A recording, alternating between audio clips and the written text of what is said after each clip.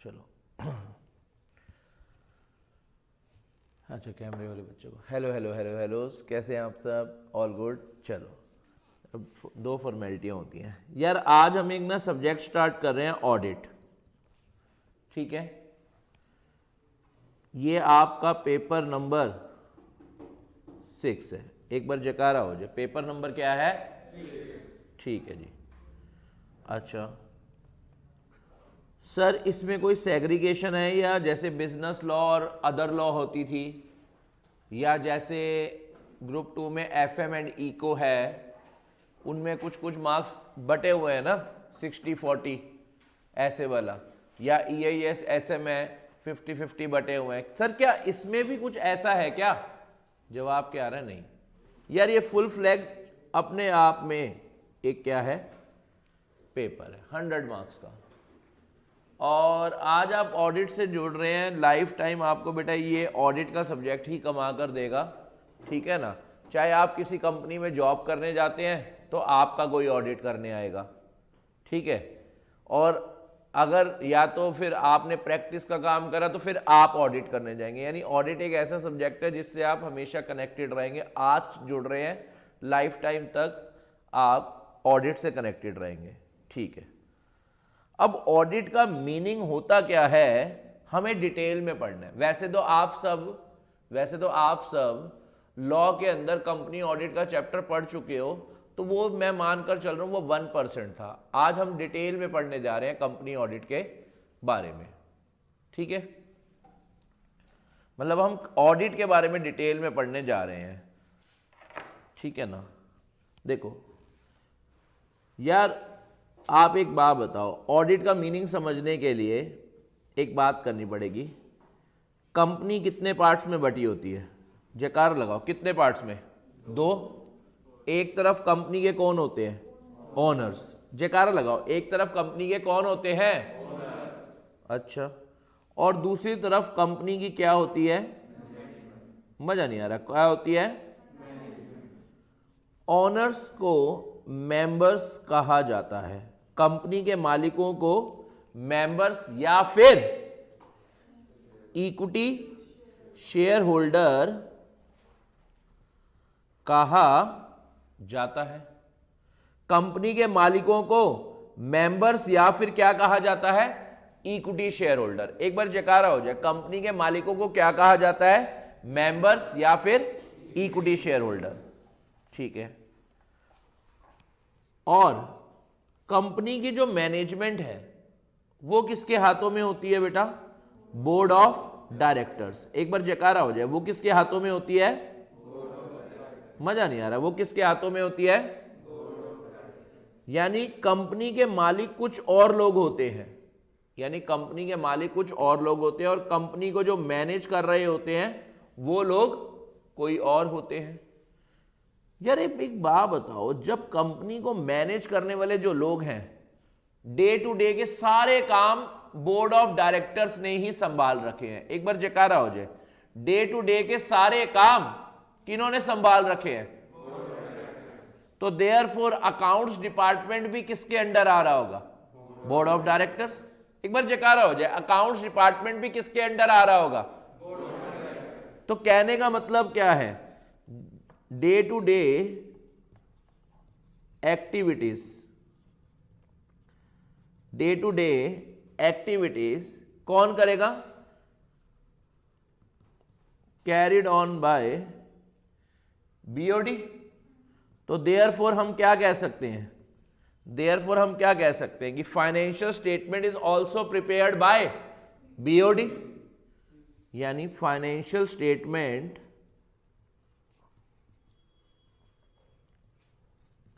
is also prepared by BOD। अब देखो यार, कंपनी के मालिक कोई और हैं, कंपनी के मालिक कोई और हैं और कंपनी के अकाउंट्स, हिसाब किताब कोई और रख रहा है। तो क्या मालिक ये जानना चाहेंगे या नहीं कि यार जो हिसाब किताब बनाया है क्या वो सही बनाया है या नहीं? क्या कंपनी के मालिक यानी मेंबर्स और इक्विटी शेयर होल्डर्स ये जानना चाहेंगे या नहीं कि यार हमारे बिहाफ पर हम इसके मालिक हैं और हम इसके अकाउंट्स नहीं बना रहे, इसका हिसाब रखने वाले लोग बोर्ड ऑफ डायरेक्टर है, तो क्या वो उस चीज का हिसाब ठीक ढंग से रख रहे हैं या नहीं, ये बात मेंबर्स जानना चाह रहे हैं। ठीक है, अब सवाल क्या उठता है, यार मेंबर्स ये जानना चाह रहे हैं लेकिन मेंबर्स कह रहे हैं हमें तो अकाउंट्स आती ही नहीं है। अकाउंट्स अगर इस दुनिया में किसी को आती है तो वो हैं बेटा कौन? Chartered accountants. चार्टर्ड अकाउंटेंट से ज्यादा अकाउंट्स किसी को आती ही नहीं है, ऐसा लोगों का मानना है और यह जीवन की सच्चाई भी है। ठीक है, तो मेंबर्स अपने बिहाफ पर किसी सीए को ढूंढते हैं।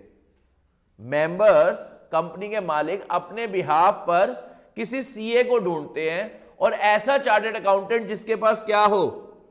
Certificate of practice. जयकार लगाओ, जिसके पास क्या हो? मजा नहीं आ रहा, जिसके पास क्या हो? ठीक है ना, वो लोग ऐसे सीए को ढूंढते हैं। ठीक है ना, जिसको आप ऑडिट की लैंग्वेज में प्रैक्टिसिंग यूनिट, ऑडिट की लैंग्वेज में जिसे आप क्या कहेंगे? Practising unit. एक बारी मजा नहीं आ रहा, ऑडिट की लैंग्वेज में आप क्या कहेंगे इसे? Practising unit. यानी मेंबर्स। अब आपको बेटा देखो, ऑडिट की लैंग्वेज सीखनी पड़ेगी, ऑडिट की टर्मिनोलॉजी सीखनी पड़ेगी। ठीक है ना, तो आप पहला चीज सीख गए, सीए फर्म को क्या कहा जाता है ऑडिट में? Practising unit. जयकारा लगे बेटा, सीए फर्म्स को क्या कहा जाता है ऑडिट की लैंग्वेज में? Practising unit. यानी मेंबर्स अपने बिहाफ पर किसी प्रैक्टिसिंग यूनिट को अपॉइंट करेंगे। किस लिए अपॉइंट करेंगे? उन्हें क्या कहेंगे? तुम जरा जाओ और जाकर चेक करो कि हमारे बिहाफ पर जो हमारी मैनेजमेंट ने अकाउंट्स बनाए हैं, फाइनेंशियल स्टेटमेंट बनाई है, हमारे बिहाफ पर जो हमारी मैनेजमेंट ने फाइनेंशियल स्टेटमेंट बनाई है, क्या वो ट्रू एंड फेयर व्यू दे रही है या नहीं। यानी ये बंदा आज चेकिंग करने जा रेला है, ये बंदा आज चेकिंग करने जा रेला है। और चेकिंग किस चीज की करने जा रहा है? Checking of financial statement. एक बार जयकारा हो जाए, आज ये बंदा किस चीज की चेकिंग करने जा रहा है? फाइनेंशियल स्टेटमेंट, जो किसके द्वारा बनाई गई है? बोर्ड ऑफ डायरेक्टर्स के द्वारा। ठीक है, और उसमें क्या चेक करने जा रहा है? क्या financial statement true and fair view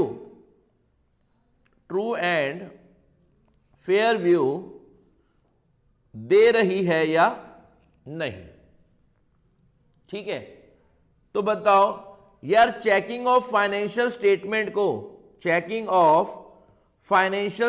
को ऑडिट कहा जाता है। चेकिंग ऑफ फाइनेंशियल यानी फाइनेंशियल स्टेटमेंट को चेक करने को, एक बार जयकारा हो जाए, फाइनेंशियल स्टेटमेंट को चेक करने को क्या कहा जाता है? ऑडिट। और जो बंदा ये ऑडिट करने जा रहा है, यानी जो सीए ये ऑडिट करने जा रहा है, उसे हम क्या कहेंगे? ऑडिटर। एक बार जयकारा लगाओ, उसे हम क्या कहेंगे?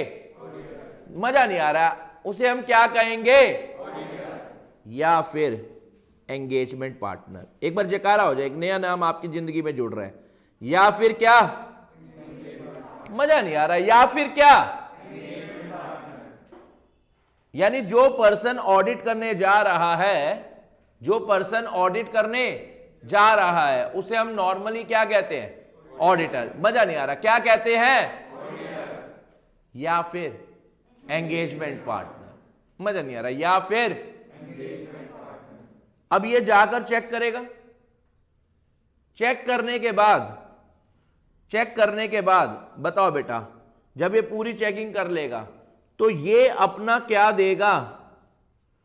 ओपिनियन, कि मेरे हिसाब से eight the end of checking, मेरे हिसाब से मुझे मैनेजमेंट के द्वारा जो फाइनेंशियल स्टेटमेंट बनाई गई थी उसमें यहां पर गड़बड़ मिली है।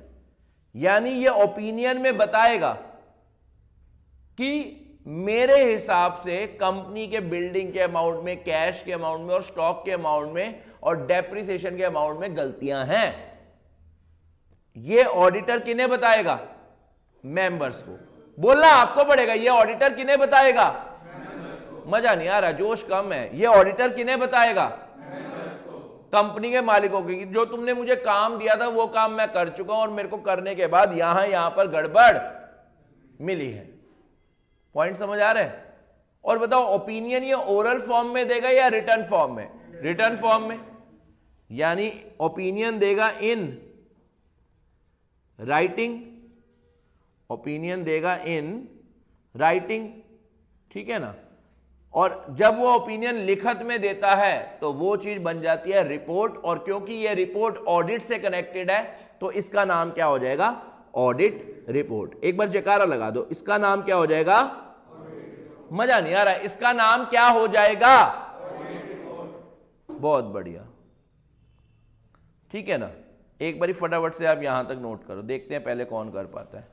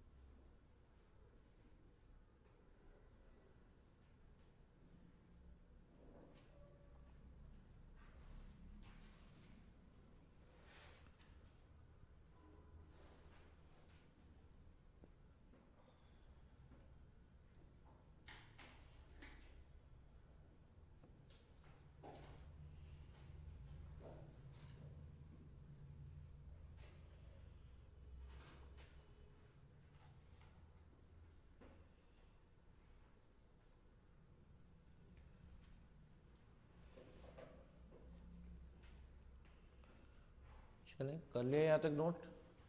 हाँ जी, हो गया।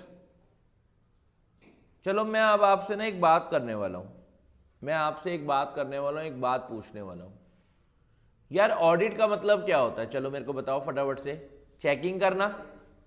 क्या आपका ऑडिट होता रहता है? हाँ यार होता रहता है। आपको मम्मी पैसे देती है और क्या पूछती है जैसे ही घर जाते हो, दिखा जरा कितने पैसे रह गए हैं तेरे पास, तेरे को इतने दिए थे, कहाँ कहाँ खर्चे। मम्मी ने चेकिंग करी ना, उसी चेकिंग को हमने क्या नाम दे दिया? ऑडिट। लेकिन यहां पर हमारी जो चेकिंग चलेगी, हमारे कोर्स में जो चेकिंग चलेगी वो कंपनी की फाइनेंशियल स्टेटमेंट की चलेगी। मेरा आपसे एक सवाल, ऑडिट थ्योरेटिकल सब्जेक्ट है या प्रैक्टिकल? सर थ्योरी है, मॉड्यूल इंस्टीट्यूट ने दे रखे हैं। बेटा आप स्टडी मटेरियल खोलना, वहां पर स्टार्टिंग में ही बड़ा बड़ा लिखा हुआ है क्या, कि ऑडिट एक प्रैक्टिकल सब्जेक्ट है। आप इसे थ्योरी मान के मत पढ़ना, क्योंकि प्रैक्टिकल अप्रोच पर ही क्वेश्चन आते हैं बहुत सारे, ठीक है ना। चलो अब हम स्टार्ट क्या करने जा रहे हैं, बहुत ही इंपॉर्टेंट पॉइंट, क्या, definition of auditing given by ICAI। एक बार जयकारा लगा दो। हम क्या पढ़ने जा रहे हैं बेटा, डेफिनेशन ऑफ, जो किसने बताई है, किसने, ICAI ने। और बहुत ध्यान देना मेरे साथ, क्या बताया है ICAI ने, कह रहे हैं auditing is a systematic, audit is a systematic and independent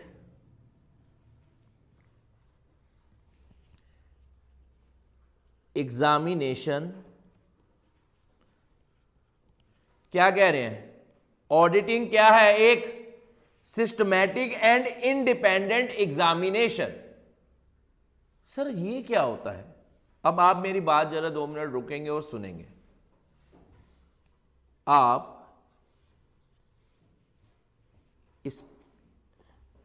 इसको क्या बनाएंगे, सिस्टमैटिक वर्ड को बॉक्स बनाकर इस पे लिखेंगे 1। अभी मैंने ऑडिट की पूरी डेफिनेशन नहीं कराई, अभी सिर्फ स्टार्ट करी है। ऑडिट क्या है, एक सिस्टमैटिक और इंडिपेंडेंट तरीके से होने वाली एग्जामिनेशन। अभी डेफिनेशन कंप्लीट नहीं हुई जो ICAI ने दी है। सुनो मेरी बात, इसके बाद आपको 3 to 4 लाइंस छोड़नी है। मैं वर्किंग नोट बनवाकर सिस्टमैटिक का मतलब समझा रहा हूं। अभी मैं बार बार इस डेफिनेशन पर आऊंगा और कंप्लीट करूंगा। हम टुकड़ों में इस डेफिनेशन को पढ़ेंगे और एट द एंड हमें ऑडिट की पूरी डेफिनेशन क्या हो चुकी होगी, याद। तो जरा सुनो, auditing is a systematic and independent examination. तो सवाल उठता है, सर सिस्टमैटिक वर्ड का मीनिंग क्या होगा, उसी को डिफाइन करते हैं। सिस्टमैटिक वर्ड का मतलब क्या होगा, सुनो। जैसे अकाउंट्स में क्या होते हैं, अकाउंटिंग स्टैंडर्ड्स, इंड AS, एक बार जयकार लगाओ, अकाउंट्स में क्या होते हैं, अकाउंटिंग स्टैंडर्ड्स और इंड AS। वैसे ऑडिट करने के लिए भी कुछ स्टैंडर्ड्स ऑन ऑडिटिंग बने हुए हैं। एक बार जयकारा हो जाए, ऑडिट करने के लिए भी कुछ क्या बने हुए हैं, स्टैंडर्ड्स ऑन ऑडिटिंग। एक बार जयकार लगाओ, क्या बने हुए हैं, स्टैंडर्ड्स ऑन, मजा नहीं आ रहा, स्टैंडर्ड्स ऑन, उसे कहते हैं एसएस। उसे हम क्या कहते हैं, मजा नहीं आ रहा, उसे हम क्या कहते हैं। तो यहां पर क्या कहा गया कि ऑडिटर, तुम्हें ऑडिट जो करना है ना, वो ऑडिट में चेकिंग एग्जामिनेशन ही तो करनी है। जो एग्जामिनेशन तुम कर रहे हो वो सिस्टमैटिक होनी चाहिए। और हम कब कह पाएंगे कि यार जो ऑडिटर एग्जामिनेशन कर रहा है वो सिस्टमैटिक है, जब ऑडिट करते वक्त उसने ऑडिट के सारे स्टैंडर्ड्स ऑन ऑडिटिंग का कंप्लायंस करा हो। यानी ICAI सबसे पहले क्या कह रहा है कि यार ऑडिट तुम करो, लेकिन ऑडिट करते वक्त ऑडिटर शुड कंप्लाई विद क्या, स्टैंडर्ड्स ऑन ऑडिटिंग। जयकार लगाओ, should comply with what, standards on auditing during the course of audit. इसलिए डेफिनेशन में क्या वर्ड यूज हुआ है, सिस्टमैटिक। आओ जरा, क्या है सिस्टमैटिक का मतलब, क्या है, auditor is required, auditor is required to comply with standards on auditing यानी एसेस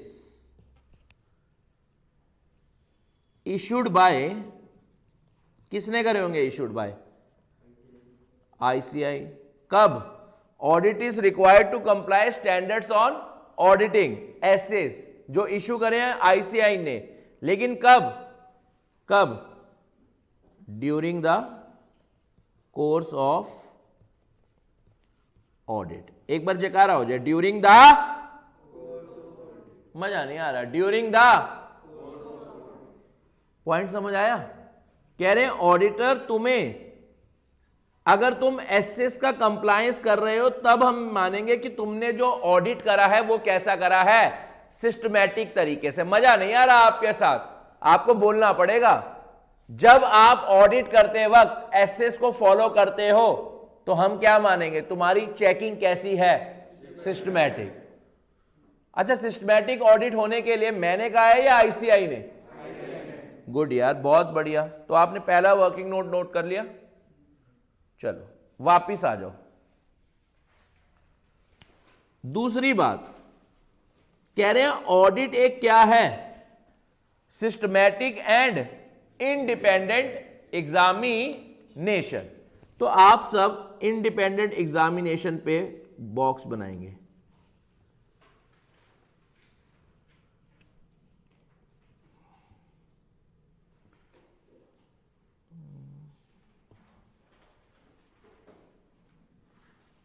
और बताओ बेटा मैं इसके ऊपर क्या लिखूंगा, वर्किंग नोट नंबर 2, है ना? एक बारी पहले मुझे बात बताओ, ऑडिट एक सिस्टमैटिक एंड इंडिपेंडेंट एग्जामिनेशन है। सर इंडिपेंडेंट एग्जामिनेशन का क्या मतलब हुआ? सेकंड वर्किंग नोट बनाने जा रहे हैं जिसका नाम है इंडिपेंडेंट एग्जामिनेशन।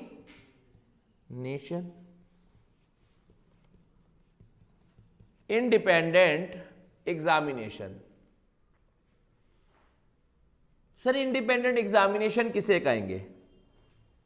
सवाल क्या उठ रहा है, सर हम इंडिपेंडेंट एग्जामिनेशन किसे कहेंगे? सुनो बहुत ध्यान से सुनो।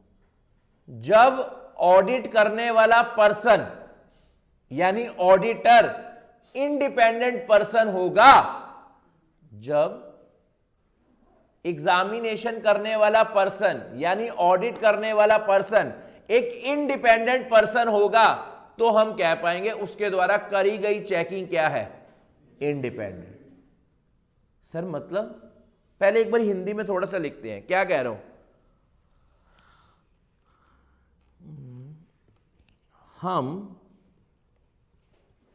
तब इंडिपेंडेंट एग्जामिनेशन मानेंगे, हम तब independent examination of financial statement कहेंगे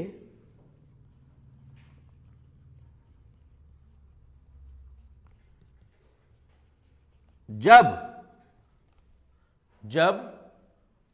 ऑडिटर इंडिपेंडेंट पर्सन होगा, जब ऑडिटर इंडिपेंडेंट पर्सन होगा,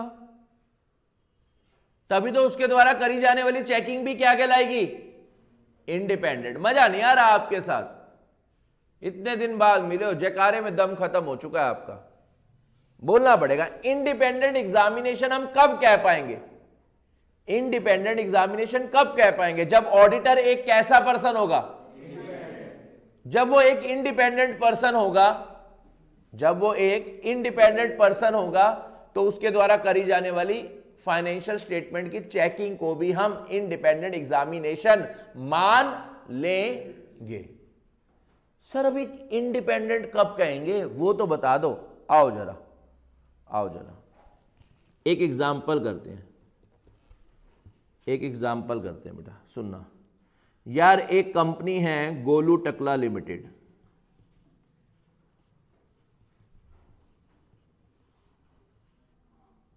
एक कंपनी है जिसका नाम क्या है, गोलू टकला लिमिटेड।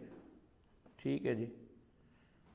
अब ये जो गोलू टकला लिमिटेड है, इसके बोर्ड ऑफ डायरेक्टर में एक विनोद है। ठीक है, ये कंपनी है गोलू टकला लिमिटेड और उसके बोर्ड ऑफ डायरेक्टर में एक पर्सन कौन है? विनोद है, यानी विनोद इस कंपनी का डायरेक्टर है। विनोद का बेटा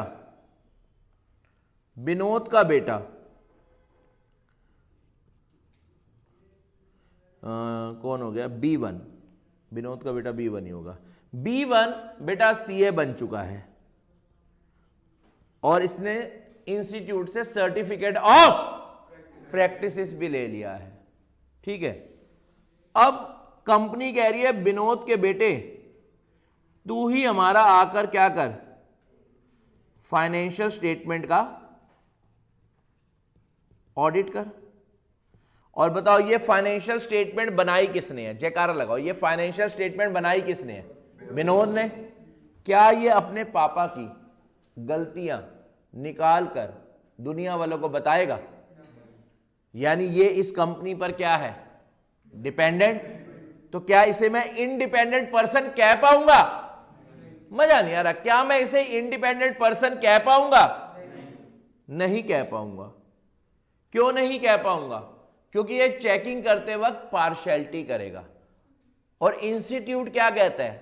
भैया जो चेकिंग हो ना वो ट्रांसपेरेंट हो, इंडिपेंडेंट तरीके से हो, क्योंकि लोगों ने, पूरे इंडिया ने चार्टर्ड अकाउंटेंट्स पर विश्वास करा है कि यार ये चेकिंग करके कंपनी के बारे में बिल्कुल सही बताएगा। ये कंपनी की गलतियां की, इनकी फाइनेंशियल स्टेटमेंट में क्या कहां पर फ्रॉड हो रखा है, इसके बारे में ये दुनिया को अपनी रिपोर्ट में बिल्कुल सही बताएगा। तो मेरा सवाल, विनोद कौन थे? फादर। और B1 क्या है? सन। तो बताओ बेटा ये इस ऑडिट के लिए क्वालिफाइड मानना चाहिए या डिसक्वालिफाइड? डिसक्वालिफाइड। रीजन क्यों डिसक्वालिफाइड मानना चाहिए? इसे डिसक्वालिफाइड क्यों मानना चाहिए? रीजन क्योंकि ये क्या नहीं है? Independent person. मजा नहीं आ रहा, ये इंडिपेंडेंट पर्सन नहीं है। और इंस्टीट्यूट क्या कहता है, क्या चाहता है कि ऑडिट करने वाला जो इंसान आए वो क्या हो? Independent person. चलो एक और बात कर लेते हैं। सर अभी हमें नोट करने का मौका दोगे? हाँ 2 मिनट सुनो। एग्जाम्पल 2, यार एक कंपनी है गोवा लिमिटेड है, एक कंपनी है गोवा लिमिटेड। ठीक है, इस कंपनी में एक एम्प्लॉय है जिसका नाम है किंगफिशर। ठीक है, ये इस गोवा लिमिटेड का क्या है? एम्प्लॉय। ठीक है, अब मेरी बात जरा सुनना, ये इस कंपनी का एम्प्लॉय है, ये CA है। और बताओ बेटा कंपनी चाह रही है यार इससे ही क्या करवा लिया जाए? ऑडिट। बताओ अगर हम इसी से, अपने एम्प्लॉय से ही ऑडिट करवाना चाहेंगे, क्या वो हमारी गलतियां बाहर वालों को बताएगा या नहीं बताएगा? अगर बताएगा तो हम इसे जॉब से, मजा नहीं आ रहा, अगर बताएगा तो हम इसे जॉब से, तो बताओ यार क्या इसे ऑडिट देना चाहिए या इस पर कांटा लगा? हाय लगा। क्यों कांटा लगा? क्योंकि ये डिपेंडेंट पर्सन है। किस पर डिपेंडेंट है? कंपनी पर। इसे डर है कि अगर मैं कंपनी की बुराइयां, फाइनेंशियल स्टेटमेंट की बुराइयां बाहर वालों के साथ करूंगा तो बताओ कंपनी मुझे निकाल देगी। तो ये निकालेगा गलतियां? क्या ये ऑडिट सही ढंग से करेगा? ये क्यों नहीं करेगा? बताओ क्यों नहीं करेगा? क्योंकि ये इंडिपेंडेंट पर्सन, ये इंडिपेंडेंट पर्सन नहीं है, इसलिए ये ऑडिट नहीं कर पाएगा और इसे क्या माना जाएगा? डिसक्वालिफाइड।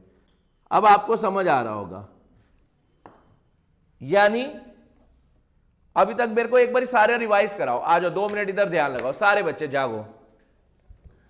चलो सब्जेक्ट का नाम ऑडिटिंग एंड एश्योरेंस। सब्जेक्ट का नाम क्या है? मजा नहीं आ रहा। सब्जेक्ट का नाम क्या है? पेपर नंबर, मजा नहीं आ रहा, पेपर नंबर 6 है ना। और अगर मैं बात करूं क्या इसमें कोई सेग्रीगेशन है इतने का ये और उतने का वो?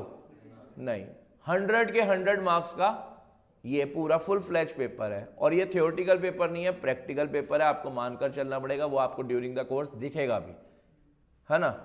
प्रैक्टिकल एक्सपोजर आपको जो दूंगा वो आपको दिखेगा भी कि प्रैक्टिकल सब्जेक्ट है, ठीक है ना। अच्छा, फिर ऑडिट समझने के लिए हमने क्या करा था? कंपनी कितने पार्ट्स में बांटी थी? मजा नहीं आ रहा आपकी आवाज में। कंपनी कितने पार्ट्स में बटी थी? 2 पार्ट्स में। एक तरफ एक गली में कौन बैठे हुए हैं? ऑनर्स। और दूसरी गली में मैनेजमेंट। ऑनर्स किन्हें कहते हैं? दम नहीं है, ऑनर्स किन्हें कहते हैं? मेंबर्स या इक्विटी शेयर होल्डर को। और मैनेजमेंट किसे कहते हैं कंपनी की? Board of director. अकाउंट्स कौन बनाएगा? मालिक या बोर्ड ऑफ डायरेक्टर्स? अकाउंट्स उन्होंने बनाए, क्योंकि डे टू डे का काम उन्होंने संभालना है, तो रोज की अकाउंटिंग भी वही संभाल रहे हैं। लेकिन क्या वो अकाउंटिंग सही कर रहे हैं या नहीं, ये बात कौन जानना चाहते हैं? मेंबर्स। मालिक, क्या मालिकों को खुद को अकाउंट्स आती है? वो कह रहे हैं यार हमें तो इतनी नहीं आती। उनकी नजरों में एक महान इंसान दिख रहा है, वैसे वो आपको भी दिख रहा है। वो कौन होता है बताओ? सीए, है ना। तो उन्होंने कहा यार किसी सीए को बुलाते हैं, और ऐसे सीए को बुलाएंगे जो प्रैक्टिसिंग हो। नॉर्मल सीए जॉब वाले को नहीं बुलाएंगे, प्रैक्टिसिंग सीए को बुलाते हैं और कहते हैं यार जॉब कर, वो वहां हमारे बिहाफ पर तू फाइनेंशियल स्टेटमेंट चेक करने जा। अच्छा, जिस प्रैक्टिसिंग सीए को बुला रहे हो उसकी फर्म को मैं क्या कहूंगा? Practising unit. मजा नहीं आ रहा, उसे मैं क्या कहूंगा? ठीक है, वो प्रैक्टिसिंग यूनिट जा रही है। प्रैक्टिसिंग यूनिट का जो सीए ऑडिट करने जा रहा है उसे मैं क्या कहूंगा?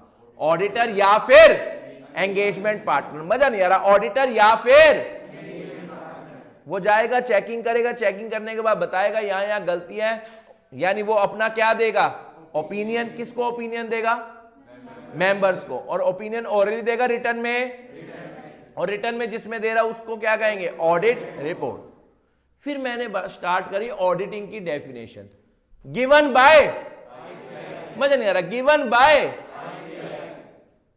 क्या कहा? आईसीआई ने अभी डेफिनेशन हमारी स्टार्ट करवाई। क्या कहा? Auditing is a systematic and independent examination. सभी बच्चे बोलेंगे ऑडिटिंग इज अ। अब सवाल उठ रहा है यार सिस्टमैटिक शब्द का मतलब क्या है? ऑडिट करने के लिए कुछ क्या बने हुए हैं? एसएस। एसएस की full form standards on auditing. जेकार लगाओ, एसएस की फुल फॉर्म। वो स्टैंडर्ड्स ऑन ऑडिटिंग ऑडिटर को क्या कहा गया? तुम during the course of audit follow करो या ना करो। अगर तुम करोगे तभी हम चेकिंग को क्या कह पाएंगे? सिस्टमैटिक। और ऑडिट करने वाला पर्सन कैसा होना चाहिए? इंडिपेंडेंट। तभी उसके द्वारा करी जाने वाली चेकिंग भी इंडिपेंडेंट एग्जामिनेशन कहलाएगी।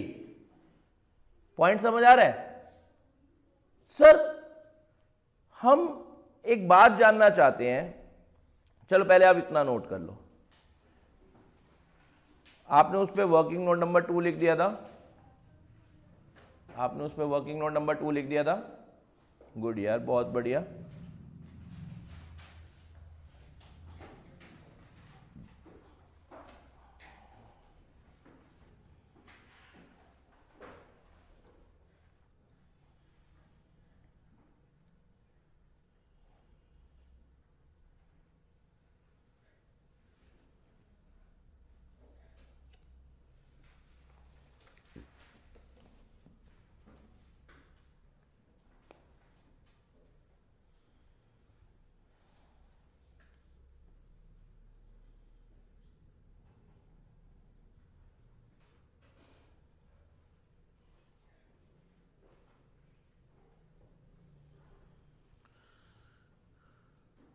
चले थोड़ा सा और ऊपर कर दूं।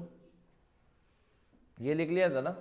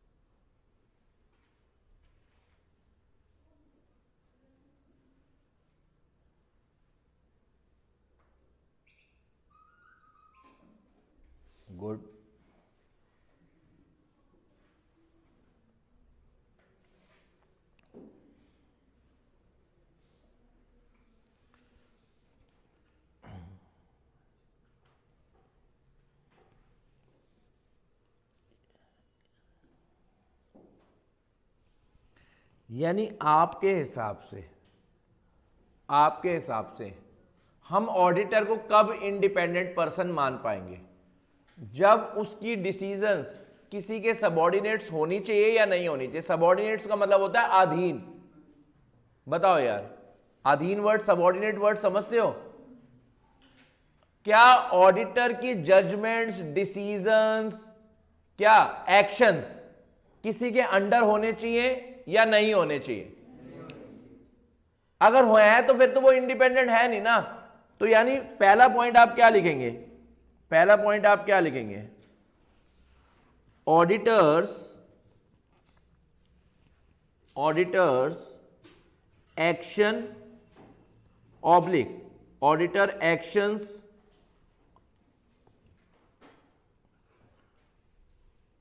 Auditor action oblique judgement oblique decisions. Auditor के एक्शन, जजमेंट और decision should not be subordinates to the client. अच्छा, एक और बात आपको सिखा दूं, जिसका हम ऑडिट करने जा रहे होते हैं वो हमारी क्लाइंट होती है, वो क्लाइंट ऑर्गेनाइजेशन होती है, ठीक है ना? तो बताओ यार, अगर जो ऑडिटर आप कह रहे हो एक इंडिपेंडेंट पर्सन होना चाहिए, एक बार जकारा हो, ऑडिटर एक इंडिपेंडेंट पर्सन होना चाहिए, तो क्या हम उसे इंडिपेंडेंट कब कह पाएंगे?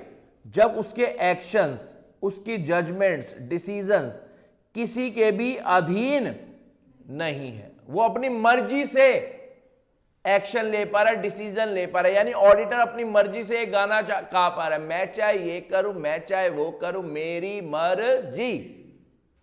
ऐसे वाली फीलिंग है ऑडिटर के अंदर। कैसे वाली फीलिंग है? मैं चाहे ये करूं, मैं चाहे वो करूं, मेरी मर्जी, मैं किसी के भी अधीन नहीं।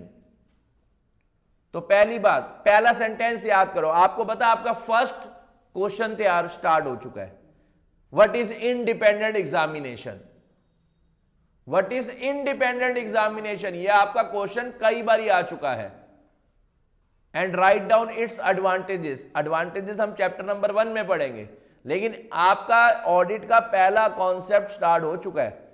बताओ, आप इंडिपेंडेंट एग्जामिनेशन कब कहेंगे? जब ऑडिटर के action should not be subordinates to the client. मेरा सवाल आपसे, क्या ऑडिटर का क्लाइंट ऑर्गेनाइजेशन क्या होती है? जिसका हम ऑडिट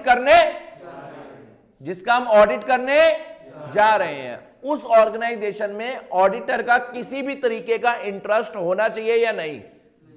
मैं पूछ रहा हूं आप लोगों से, उसका किसी भी तरीके का इंटरेस्ट होना चाहिए या नहीं होना चाहिए। अगर इंटरेस्ट है फिर वो इंडिपेंडेंट नहीं है ना यार। एक बात बताओ, इंटरेस्ट, यहां पर उसका इंटरेस्ट जुड़ा हुआ था ना कि अगर मैं अपने पापा की गलतियां निकालूंगा तो यार पापा बहुत मारेंगे, पापा मुझे बीट पे बूटी करवा देंगे, है ना? ठीक है ना? कहीं ज्यादा गुस्से में आया तो तमंचे पे डिस्को करवा देंगे। और बताओ बेटा, यहां पर अगर मैं अपने बॉस की, अपनी कंपनी की बुराइयां करूंगा तो मेरी कंपनी मुझे क्या कह देगी? चल रही चल, साइड में हो जा, ढूंढ ले अपना काम दूजा, है ना? ऐसा कह देगी या नहीं? तो अब ये चीजें नहीं होनी चाहिए। तो मेरा इंटरेस्ट क्लाइंट ऑर्गेनाइजेशन में किसी भी तरीके का नहीं होना चाहिए। अगर नहीं है तब मैं अपने आप को इंडिपेंडेंट पर्सन कह पाऊंगा, ठीक है ना? तो यानी अगली बात, auditor should not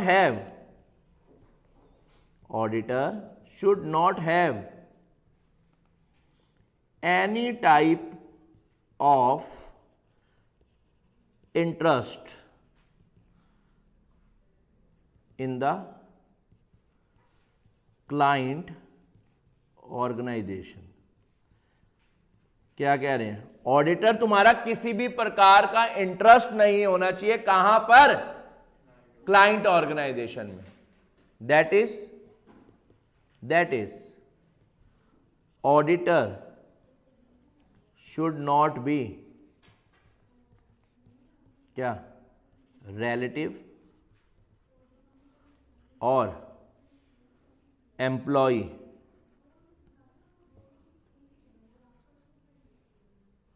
relative or employee of the client organization। अच्छा, आप सब भी ना हाइलाइटर खरीद लेंगे, आप सब भी बेटा हाइलाइटर खरीद लेंगे, 2-3 तरह के पेन खरीद लेंगे, हेडिंग अलग से बना करेगी, अंदर के मैटर अलग कलर के पेन से, क्योंकि मैं आपको बताऊं, मैं आपको और कुछ पढ़ना ही नहीं है, आपको जो मैं कह रहा हूं वो पढ़ना है। और वो क्या है, जो रजिस्टर मैं मेंटेन करवाऊंगा ना आपका, जो हम रजिस्टर लिखेंगे, बस आपको वो ही पढ़ना है, उसके अलावा कुछ भी नहीं पढ़ना, ठीक है। प्लस जो मैं उसके साथ स्कैनर दूंगा, इन दोनों के अलावा आपको कुछ भी करने की जरूरत नहीं है, मैं आपको गारंटी दे रहा हूं। आप इसके बाद, मेरा रजिस्टर करने के बाद, दुनिया जहान की कोई भी ऑथर की बुक पढ़ के देख लेना, आप कहोगे यार सर ने उससे ज्यादा करवा रखा है। आप आईसीआई का मॉड्यूल पढ़ के देख लेना, आप कहोगे यार सर ने उससे भी ज्यादा करा रखा है। एक्स समझ रहे, हमारी कवरेज पूरी होगी, बस आपको क्या करना है, रजिस्टर पर कमांड बनानी है, सिर्फ आपको रजिस्टर पर फोकस करना है। और आज आपकी स्टार्टिंग की क्लास है, आपको रजिस्टर के पेजेस में रेट्रोस्पेक्टिव रिवीजन पे फोकस करना है। वो क्या होती है वो मैं आपको बता दूंगा कैसे पढ़ना है आज की क्लास के एंड पे। पहले दिन से बेटा स्टार्टिंग से तैयारी करोगे, कोई दिक्कत आने वाली नहीं है, ठीक है ना। आपकी पूरी ऑडिट को बहुत बढ़िया तरीके से तैयारी करा देंगे, बस आपको याद करना, स्टार्ट करना है। तो मेरे को एक बात बताओ, ऑडिटर का किसी भी टाइप का इंटरेस्ट होना चाहिए या नहीं? नहीं होना चाहिए। Auditor should not have any type of interest in the client organisation. अच्छा जी, अगली बात अगर मैं आपसे करूं, वो क्या ऑडिटर किसी के इन्फ्लुएंस में होना चाहिए या नहीं? अगर वो इन्फ्लुएंस में है, किसी से प्रभावित है, इन्फ्लुएंस में है, तो हम उसको इंडिपेंडेंट मान पाएंगे या नहीं? नहीं मान पाएंगे। तो यानी आपने क्या बोला, auditor should not be under the influence of any person. Auditor should not be under influence of any person. Auditor किसी के भी इन्फ्लुएंस में नहीं होना चाहिए। सर इतनी देर से आप ये कह रहे हो कि ऑडिटर इंडिपेंडेंट पर्सन होना चाहिए, ऑडिटर इंडिपेंडेंट पर्सन होना चाहिए, ये बात कहीं लिखी है या आप अपने मन से बता रहे हो? बेटा ये बात 3 जगह लिखी हुई है, जयकार लगाओ। ऑडिटर एक इंडिपेंडेंट पर्सन होना चाहिए, ऐसी बातें 3 जगह लिखी हुई है। कितनी जगह लिखी हुई है? 3 जगह। मजा नहीं आ रहा, कितनी जगह लिखी हुई है? 3 जगह। अच्छा सर वो जगह कौन कौन सी है, यानी वो बातें, वो जगहें कौन कौन सी है जहां जहां पर ऐसा लिखा हुआ है कि ऑडिटर एक इंडिपेंडेंट पर्सन होना? सर कहां? सबसे पहले एसए नंबर 200, एक बार जयकारा हो जाए, एसए नंबर 200। मजा नहीं आ रहा, एसए नंबर 200। सर और 2 जगह बताओ, कंपनीज एक्ट 2013 में 2 जगहें हो गई। पहले मुझे 2 प्लेसेस बताओ जहां पर लिखा हुआ है कि ऑडिटर एक इंडिपेंडेंट पर्सन होना चाहिए। बोलो ना। एसए नंबर 200 और कंपनीज एक्ट 2013, और third the chartered accountant act 1949। एक बार जयकारा हो जाए, द सीए एक्ट 1949। ये 3 जगह पर कह रखा है यार ऑडिटर क्या होना चाहिए? Independent person. ठीक है ना, तो लिखो जरा, इंडिपेंडेंसी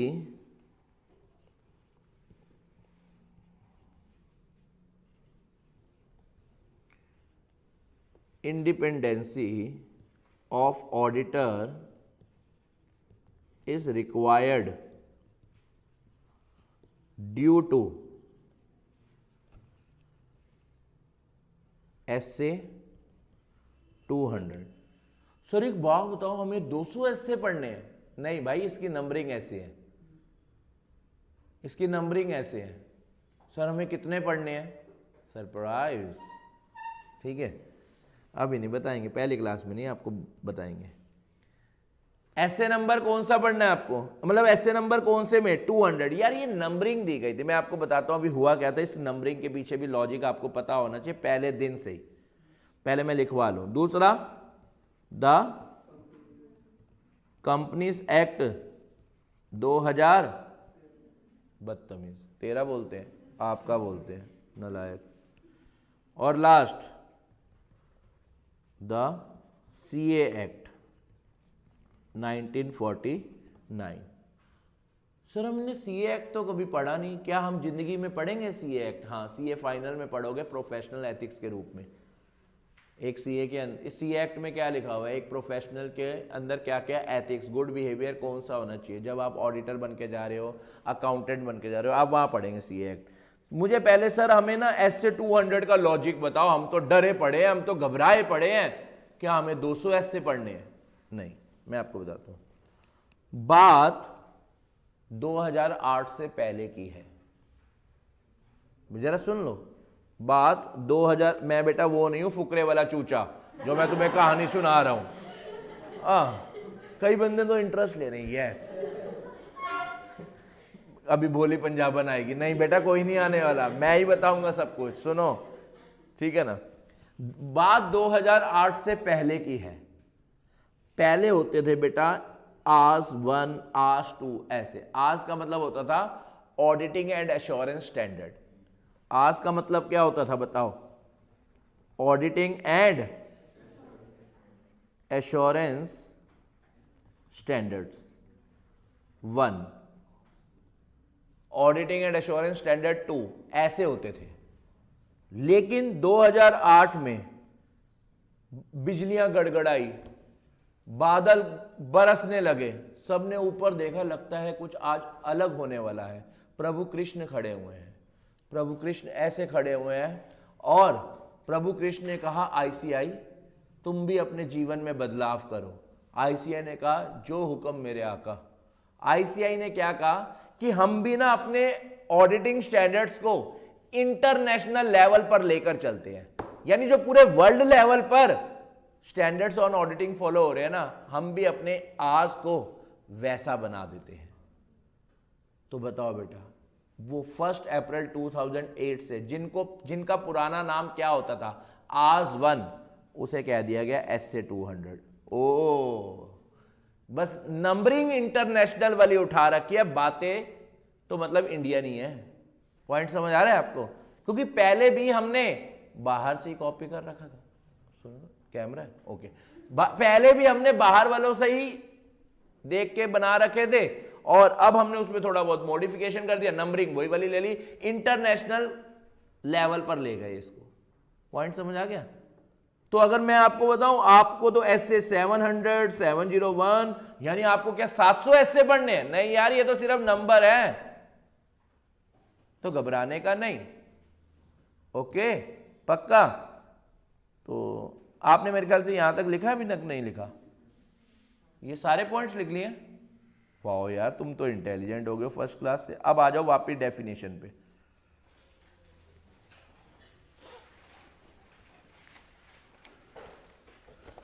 ऑडिटिंग एक सिस्टमैटिक और इंडिपेंडेंट एग्जामिनेशन है, किस चीज की? Of financial information.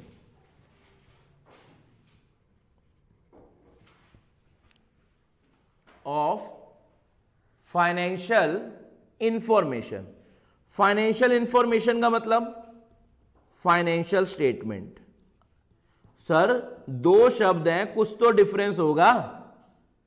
जब आप ये बोल रहे हो ऑडिट क्या है, सिस्टमैटिक तरीके से होने वाली और इंडिपेंडेंट तरीके से होने वाली चेकिंग, किस चीज की? Financial information. जयकारा लगाओ, किस चीज की? सर फाइनेंशियल स्टेटमेंट लिखो ना। यार आपकी आईसीआई की डेफिनेशन में फाइनेंशियल इंफॉर्मेशन लिखा हुआ है। सर फिर तो कुछ डिफरेंस होगा, नहीं तो आईसीआई तो फाइनेंशियल स्टेटमेंट लिख सकता था ना। हाँ डिफरेंस है। सर क्या आप वो हमें पढ़ा रहे हो? हाँ बताओ कौन से नंबर वर्किंग नोट में? बोलना माही, बोलना। मैं आपको फाइनेंशियल इंफॉर्मेशन का meaning third number working note में बता रेला हूं। पहले थर्ड नंबर वर्किंग नोट का नाम बता दो यार। Financial information. मजा नहीं आ रहा। थर्ड नंबर वर्किंग नोट का नाम आप सब बताएंगे बेटा, आप सबको अपने एग्जाम की कसम। बताओ बेटा थर्ड वर्किंग नोट का नाम। अरे वाह यार, कितना चेंज आ गया तेरे बोलने के स्टाइल में है। अभी 2 मिनट पहले तक बोल ही नहीं रहा थे और मैंने कसम दिया तो इतनी तेज बोले फाइनेंशियल इंफॉर्मेशन, और 2 बारी बुलवा लो, कसमें मत दो बस, है ना। चलो, व्हाट इज फाइनेंशियल इंफॉर्मेशन। अब जरा बहुत ध्यान से मेरी बात सुनना।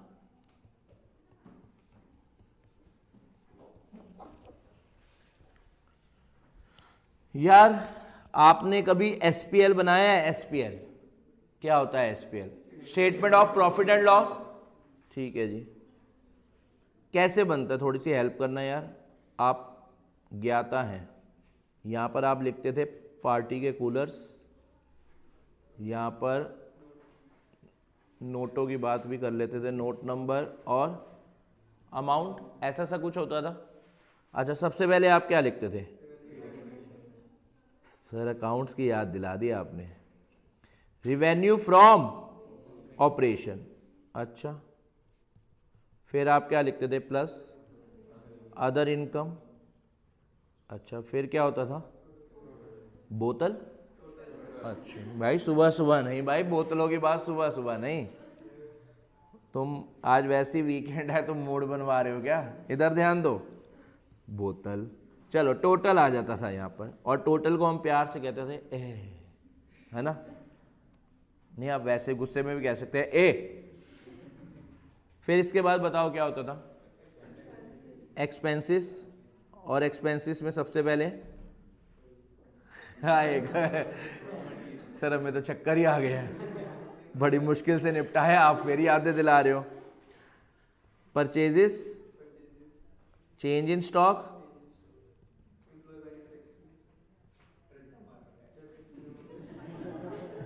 अच्छा देखो, अगर किसी को आता है तो अबे तूने रट्टा मार रखा है? और अगर खुद को नहीं आ रहा, अब सर अब क्यों याद दिला रहे हो? एम्प्लॉय बेनिफिट एक्सपेंसेस, और भी होते हैं फाइनेंस कॉस्ट। कहीं कहते हैं अच्छा ये भी कुछ होता था क्या? Depreciation and amortisation, other expenses. बस बेटा मैं अकाउंट छोड़ना पड़ा रहा हूं, तुम तो दिल खोल के, एक ही क्वेश्चन आता था क्या पूरे पेपर में कि बंदा कहता है चल यार अब इस मौका मिला भगवान, जैसे हमारे को कोई क्वेश्चन आता हो उसके हम 3 पेज भर देते हैं, शुक्र है भगवान ने हमारी सुनी, कहीं तो लिख पा रहे हैं। और उसका अगला क्वेश्चन अब 3 लाइनों से ऊपर जा ही नहीं रहा होता, अब क्या करें? मार्क्स दोनों के सेम है, इसका वही वाला हाल हुआ है। इधर भी क्या लिखूं जल्दी बताओ? अच्छा, इसके बाद ए माइनस बी क्या आ जाएगा? Profit before tax. और मैं अब थोड़ा शॉर्टकट में बना रहा हूँ, टैक्स हम अकाउंट्स तो पढ़ नहीं रहे, तो आपका प्रॉफिट आफ्टर टैक्स। अब सर नंबर ऑफ शेयर से डिवाइड कर दो, ईपीएस भी। अरे भैया हमें नहीं पढ़ना यार इतना, मुझे जो बताना वो बताने दो। यहां तक की बातें समझ आ रही है? अच्छा, अब जरा सुनना, फिर एक बैलेंस शीट भी होती है। अरे वाह यार, आज भगवान तेरी सुन रहे, सारे कॉन्सेप्ट फाइनल अकाउंट से। क्वेश्चन आया था इस बारी फाइनल अकाउंट का? नहीं, मंदिर गुरुद्वारे जाने का असर तो होता है नहीं। चलो, इधर क्या आएंगे बताओ? शेयर होल्डर फंड, है ना। शेयर होल्डर फंड में share capital, reserve and surplus. फिर शॉर्टकट में नॉन करंट लायबिलिटी, डिवेंचर वगैरह, percentage debenture, long term loan. और फिर क्या होती थी? करंट लायबिलिटी, जिसमें ट्रेड पेबल वगैरह आप लिख देते थे। ऐसी कुछ एसेट्स की साइड भी होती थी। एसेट साइड पे बहुत ही आसान, क्या? नॉन करंट एसेट, जिसमें टेंजिबल, इंटेंजिबल, और फिर करंट एसेट्स होते थे, और जिसमें क्या आप कहते थे? Inventory, trade receivable, cash and cash equivalent. अब मेरी बात जरा सुनना, सर इतना आपने कराया फाइनेंशियल इंफॉर्मेशन का, सीधा सीधा मीनिंग बताओ यार। ये एक एक चीज क्या है? Financial information. वर्ड जरा सुनो, फाइनेंशियल वर्ड का मतलब क्या होता है? पैसा, रोकड़ा। इंफॉर्मेशन मतलब सूचना। यार जो चीज पैसों की सूचना देती हो वो फाइनेंशियल इंफॉर्मेशन है। बताओ यार, ये रिवेन्यू फ्रॉम ऑपरेशन, हमारी सेल कितनी हुई है, ये पैसों की तो सूचना दे रही है। यानी individual item of the financial statement is known as financial information. Sir हमारी तो या हो गई। या मतलब, अब कुछ बच्चे नए जुड़े, उन्हें पता नहीं या का मतलब क्या होता है। जब फॉरेनर आ जाता है इंडिया में तो वो गांव वाले क्या कहते हैं, उनको कुछ समझ तो आ नहीं रहा होता, क्या कहते हैं? या। बस कई बारी तुम्हारे को भी, जब मैं पहली बारी सेंटेंस बोलूंगा तो तुम्हारी या हो जाएगी, है ना। तो वो या को मैं दूर कर देता हूं आपकी। फाइनेंशियल इंफॉर्मेशन का मतलब क्या हुआ? पैसे की सूचना। यानी the individual item of the financial statement is known as financial information. अच्छा, ये हर चीज क्या है? हर चीज इंडिविजुअली फाइनेंशियल इंफॉर्मेशन। और अगर मैं इन सबको ऐड कर दूं तो फाइनेंशियल स्टेटमेंट। यानी मेरी से बहुत ध्यान से सुनना बेटा, है ये वर्ड ही, लेकिन कॉन्सेप्ट पहले दिन से क्लियर करना, क्योंकि आपके एमसीक्यू भी आते हैं, आपको पता है ना 30 मार्क्स के। कॉन्सेप्ट क्लियर नहीं है, आप नहीं दे पाएंगे जवाब। फाइनेंशियल इंफॉर्मेशन और फाइनेंशियल स्टेटमेंट दो शब्द है, और दोनों शब्द है तो अलग अलग मीनिंग जरूर होगा। मुझे फाइनेंशियल इंफॉर्मेशन का मीनिंग बता दो, क्या होगा? The individual item of the financial statement is known as, या the whole set of financial information, the whole set of financial information is known as. मजा नहीं आ रहा क्या? या मैं ऐसा भी कह सकता हूं, when financial information put into the structured way. जब फाइनेंशियल इंफॉर्मेशन को एक स्ट्रक्चर में डाल दिया जाता है तो वो क्या बन जाती है? Financial statement.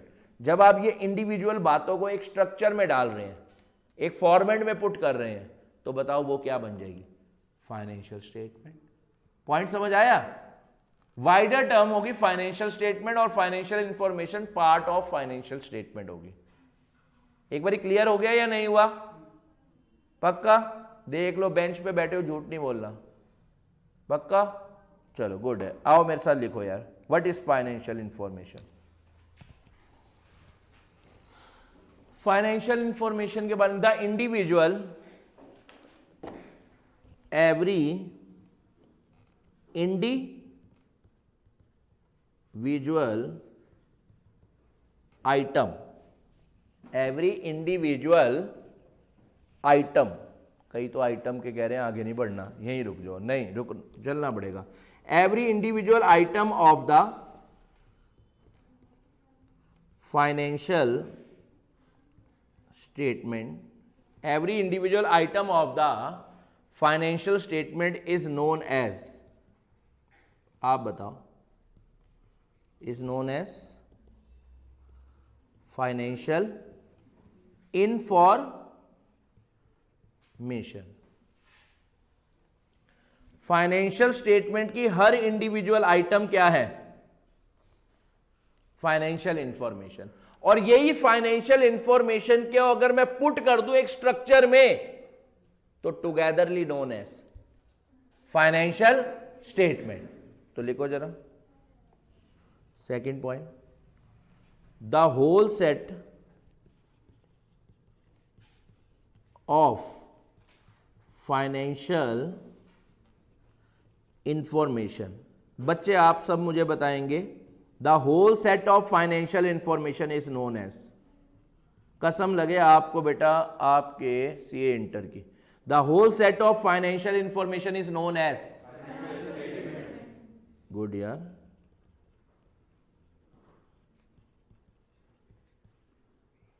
या हम ऐसा भी कह सकते हैं, व्हेन क्या?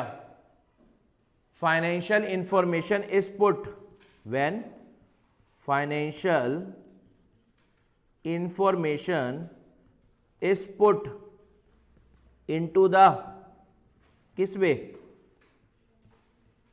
Structured way, then it becomes, बताओ, देन इट बिकम्स क्या? फाइनेंशियल इंफॉर्मेशन को जब स्ट्रक्चर में डाल देते हो, देन इट बिकम्स क्या? बोलना पड़ेगा आपको। क्या? रुक जाओ, अभी कसम देता हूँ गंदी वाली। बेटा ये जो तुम्हारी मार्कशीट होती है ना, उसमें जो 4 अल्फाबेट लिखे जाते हैं, उसकी कसम। जल्दी बताओ। When financial information put into the structure way it becomes. कितना चेंज आ गया तेरे बोलने के स्टाइल में है। जब फाइनेंशियल इंफॉर्मेशन को एक स्ट्रक्चर में डाल देते हैं तो वो क्या बन जाती है? Financial statement. मेरा सवाल आपका कंपनी लॉ का, हमें कंपनी के बारे में ही पढ़ना है, सिर्फ स्पेशल एंटिटीज को छोड़ के जनरली हम मानकर चलते हैं हम कंपनी का ऑडिट करने जा रहे हैं। फाइनेंशियल स्टेटमेंट में कितनी चीजें आती थी? जल्दी बताओ कितनी चीजें आती हैं? 5 चीजें, बिल्कुल ठीक, अच्छी जगह लॉ पढ़ते हो बेटा। कहाँ? अच्छा मेरे पास, थैंक यू। अच्छा लगता है ना बेटा। फाइनेंशियल स्टेटमेंट में कितनी चीजें आती थी? 5। कोई बताएगा क्या क्या? Statement of profit and loss, बिल्कुल ठीक। दूसरा कैश फ्लो स्टेट, दूसरा क्या हो गया?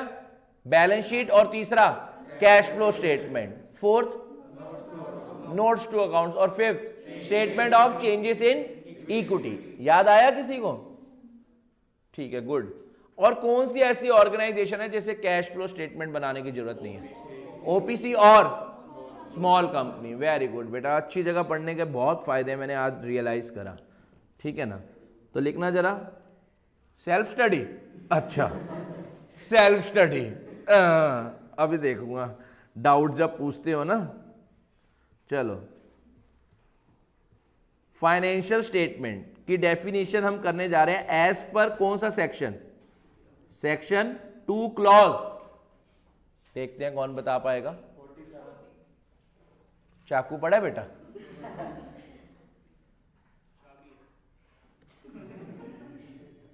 चाबी बोली है ना?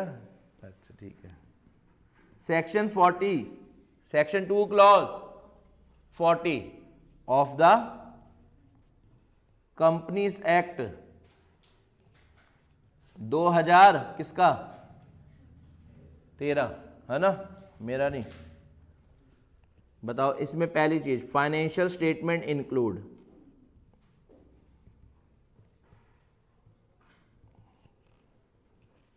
Statement of profit and loss, statement of profit and loss. दूसरा कौन सी शीट? Balance sheet. अच्छा जी। Third cash flow statement. दीदी थर्ड चीज क्या आ गई? Cash flow statement. अच्छा, लेकिन 4 तरह की ऐसी कंपनी है जिन्हें क्या नहीं बनानी? Cash flow statement. यहीं लिखवाऊं नोट या नीचे? चलो मैं यहीं लिखवा रहा हूं फिर। हाउएवर, कौन सा ever? However following companies are not required. However following companies are not required to include CFS in, CFS मतलब cash flow statement, not consolidated financial statement. CFS का मतलब कंसोलिडेटेड फाइनेंशियल स्टेटमेंट के लिए भी एब्रीविएशन ये use होती है। मैं यहां पर कैश फ्लो स्टेटमेंट कह रहा हूं, है ठीक है ना। However following companies are not required to include CFS in financial statement. अच्छा, उन कंपनीज के नाम बताना कौन कौन से आएंगे।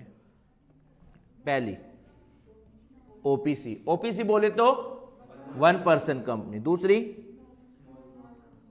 छोटी कंपनी। Third dormant company. कौन सी कंपनी? डोरमेंट कंपनी कौन सी होती है, कोई बताएगा? जो एक्टिवली वर्क कर रही है या नहीं कर रही है? नहीं कर रही, इनएक्टिव लाइफ। और एक और प्राइवेट स्टार्टअप कंपनी। इन्हें क्या बनाने की जरूरत नहीं है? Cash flow statement.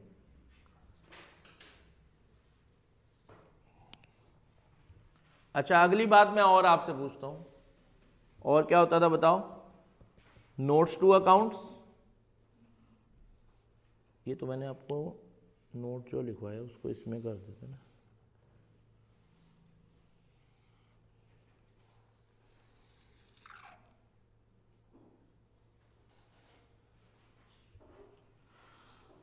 वापिस आ जाओ इसमें, नोट्स टू अकाउंट्स, और लास्ट बताओ क्या हो गया? Statement of changes in equity.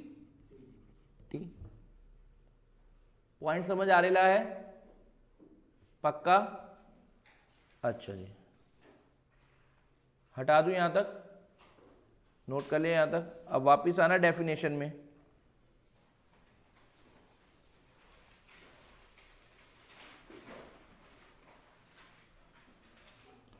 चलो अभी तक की पहले मुझे डेफिनेशन सुना दो, फिर मैं इसमें कुछ शब्द और ऐड करता हूं।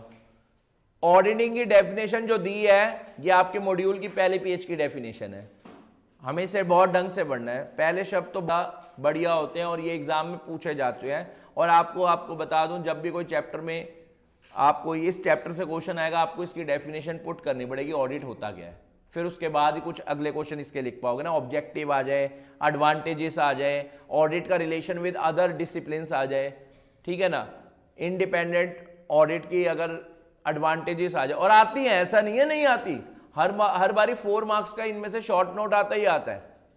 तो आपको पहले दिन से ही याद होनी चाहिए ऑडिटिंग क्या है। एक systematic and independent examination of financial information, that is, जब मैं सारी फाइनेंशियल इंफॉर्मेशन को इकट्ठा कर दूंगा तो वो क्या हो जाएगा?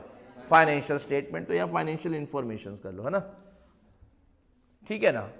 अब जरा सुनना, ऑडिट क्या है? एक सिस्टमैटिक और इंडिपेंडेंट तरीके से होने वाली एग्जामिनेशन फाइनेंशियल इंफॉर्मेशन की। और वो फाइनेंशियल इंफॉर्मेशन क्या होगी? ऑफ एनी एंटिटी, किसी कंपनी की, किसी ऑर्गेनाइजेशन की तो होगी, यानी of any entity.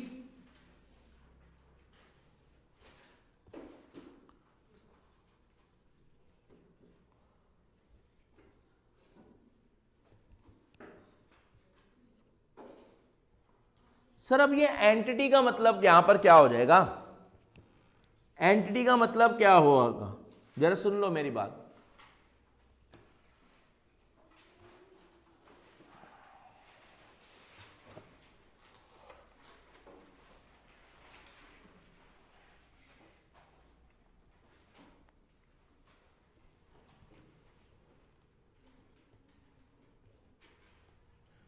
Fourth working note है बेटा एंटिटी। मेरा सवाल आपसे, आप बताओ, एक कंपनी ना, एक कंपनी बहुत ज्यादा प्रॉफिट में है, एक कंपनी बहुत ज्यादा प्रॉफिट में है, तो वो बताओ क्या कह रही है लोगों को कि यार आईसीआई और लोग, तुम मेरी बात सुनो, मैं प्रॉफिट में हूं और मैं खुद कह रहा हूं कि मैं प्रॉफिट में हूं और मैं टैक्स भरने को तैयार हूं, मेरा ऑडिट मत कराओ, क्योंकि मैं खुद कह रहा हूं मैं प्रॉफिट में हूं, नहीं तो मैं छुपा रहा हूं तो एक बात है, तो मेरा ऑडिट मत करो। बताओ बेटा, क्या प्रॉफिट मेकिंग ऑर्गेनाइजेशन को ऑडिट करवाना है या नहीं? दिल क्या कहता है? करवाना है। एक कंपनी रो रही है, उस कंपनी का नाम है विवेक लिमिटेड। बताओ बेटा, विवेक लिमिटेड रो रही है, कह रही है हम तो नुकसान में है पहले ही, हमारा ऑडिट करवाओगे तो हमारे पे और खर्चे का बर्डन पड़ेगा, हम कह रहे हैं हम नुकसान में, हमारे बस का कुछ भी नहीं है, हम कह रहे हैं हमारा ऑडिट मत कराओ। बताओ बेटा, आईसीआई ने इसे क्या कहा होगा? होगा या नहीं होगा? होगा भाई। चाहे तुम प्रॉफिट मेकिंग ऑर्गेनाइजेशन हो, चाहे तुम लॉस मेकिंग हो, तुम्हें ऑडिट तो करवाना है। सर हमारे मन में ना एक सवाल आ रहा है। अच्छा, कौन सा सवाल आ रहा है? सर एनपीओ को ऑडिट करवाना है। वो क्या कह रहे हैं, हम तो यार भले का काम कर रहे हैं, चैरिटी, रिलीजियस, धर्म को प्रमोट कर रहे हैं, चैरिटी का काम कर रहे हैं। यार इतना सारा जो दान आता है दिनों दिन, आपने देखा होगा जो ट्रस्ट के ट्रस्टी होते हैं वो दिनों दिन अमीर होते जाते हैं, पता नहीं क्यों। बताओ कैसे? मेरे सामने की बात है, एक बंदा हमारे वहां पर बना किसी ट्रस्ट का प्रधान, मेंबर वगैरह बन के प्रधान वगैरह में सिलेक्ट हो गया, और आज उसके पास बेटा 4 कोठियां हैं। समझ नहीं आया कैसे? अब आप मुझे बताओ बेटा, क्या ट्रस्ट में घपले होते हैं या नहीं होते? होते हैं। तो बताओ बेटा, इनका ऑडिट होना चाहिए, इनके अकाउंट्स की चेकिंग होनी चाहिए या नहीं होनी चाहिए? होनी चाहिए ना। तो यही बात लिखी हुई है। यानी मैं आपसे पूछता हूं, प्रॉफिट मेकिंग ऑर्गेनाइजेशन का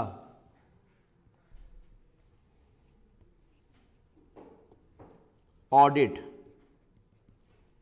बताओ होगा या नहीं होगा? मेरा सवाल आपसे पूछता है भारत, बताओ होगा या नहीं होगा? होगा। लॉस मेकिंग कंपनी का, लॉस मेकिंग ऑर्गेनाइजेशन का होगा। एनपीओ यानी नॉट फॉर प्रॉफिट ऑर्गेनाइजेशन, यानी एनपीओ, क्या इनका होगा या नहीं होगा? Sorry,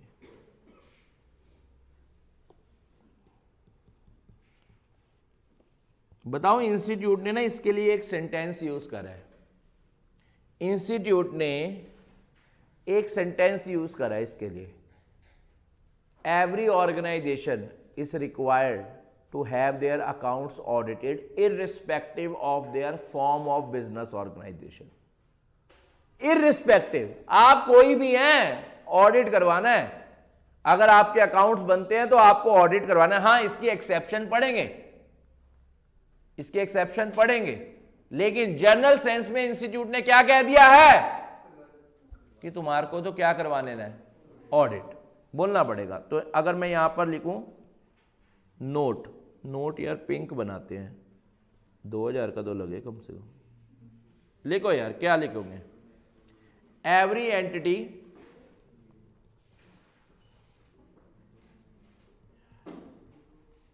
is required to have their accounts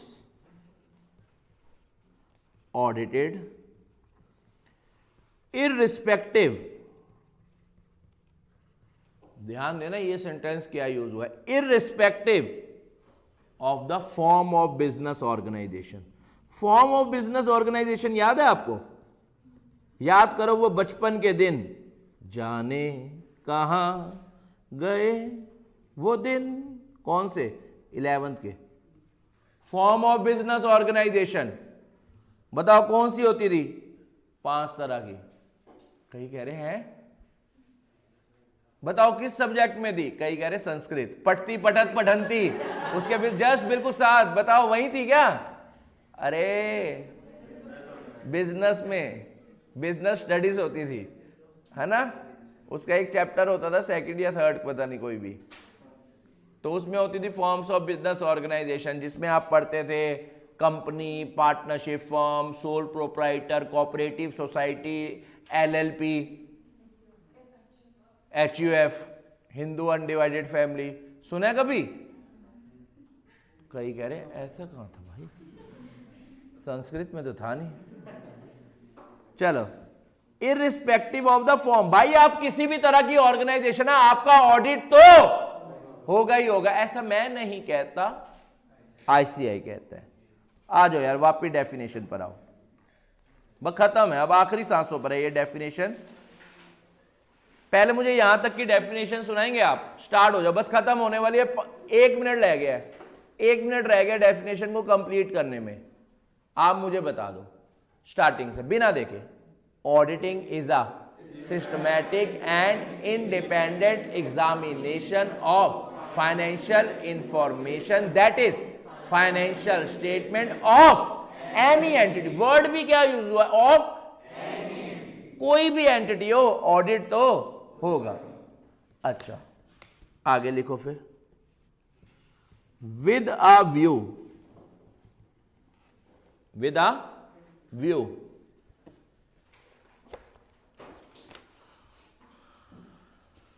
to express any opinion thereon. अब बहुत ध्यान से पहले इस डेफिनेशन को नोट करो और फिर मैं इसमें बताता हूं आपके पास। आपने दे दिया, इधर ध्यान दे दिया, सबने नोट करा, बहुत ध्यान से सुनना। अब मैं थोड़ी ना वर्डिंग चेंज कर रहा हूं, थोड़ा इजी कर रहा हूं, आपको समझ आए ताकि। आ व्यू की जगह ना हम ये भी कह सकते हैं विद एन ऑब्जेक्टिव। रुको,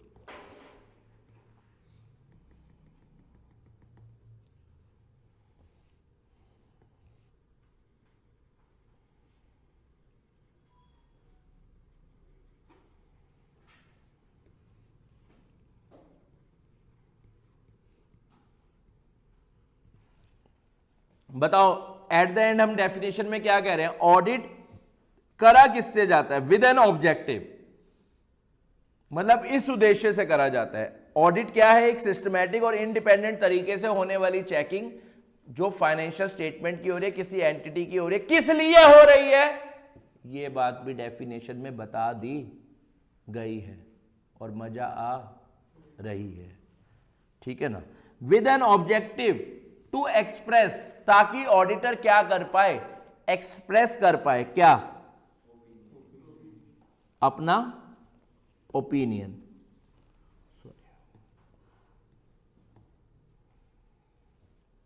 ताकि वो क्या कर पाए? गुड।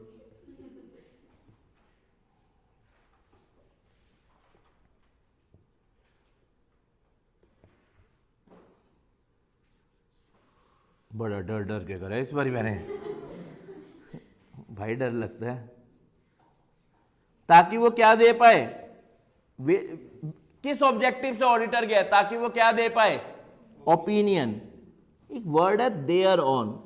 अब ये देयर ऑन का मतलब क्या हो गया? अगर दिमाग लगाओ, कोई बता पाएगा? देयर ऑन, ताकि ऑडिटर ओपिनियन दे पाए। देयर ऑन किस पर? On financial statement. यार आपको तो समझ आने स्टार्ट हो गया, आपने बता दिया देयर ऑन का मतलब। अब इसको ऐसे भी पढ़ सकते हैं, विद एन ऑडिट एक इंडिपेंडेंट और ऑडिट एक सिस्टमैटिक और इंडिपेंडेंट तरीके से होने वाली चेकिंग है। किस चीज की? फाइनेंशियल इंफॉर्मेशन जो किसी एंटिटी की है। किस लिए चेकिंग हो रही है? With an objective to express opinion on financial statement. ये थोड़ा इजी वर्जन हो गया, लेकिन आप बताओ इंस्टीट्यूट आपसे क्या चाह रहा होगा? तू ही ये मुझको बता दे, बता। With a view to express any opinion. आपको बोलना पड़ेगा, आपको दोनों चीजें आनी चाहिए यार, आप एक चीज पे नहीं बैठ सकते, बोलना पड़ेगा। क्या है? सभी बच्चे बोलेंगे क्या? With a view to express any opinion thereon. एक बार सभी बच्चे बोलो, with a view to express. Point समझ आ रहा है? और इसको अगर इजी लैंग्वेज में बोलूं तो with an objective to express any opinion on financial statement, मतलब वही है। चलें आगे। तो ओपिनियन शब्द को बता दें। ओपिनियन शब्द आपको बता दिया यार, ओरल फॉर्म में होता है, रिटन फॉर्म में, रिटन फॉर्म में। अब जरा सुनना,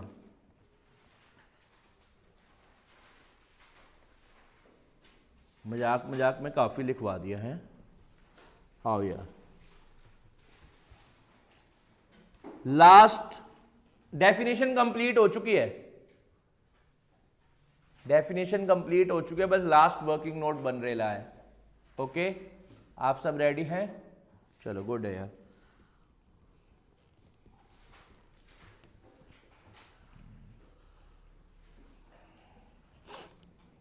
ओपिनियन, सुनो मेरी बात यार, पूरे ऑडिट के एंड पे, पूरे ऑडिट के एंड पे ऑडिटर को क्या देना होता है? Eight the end of audit auditor को क्या देना होता है? ओपिनियन या सर्टिफिकेट?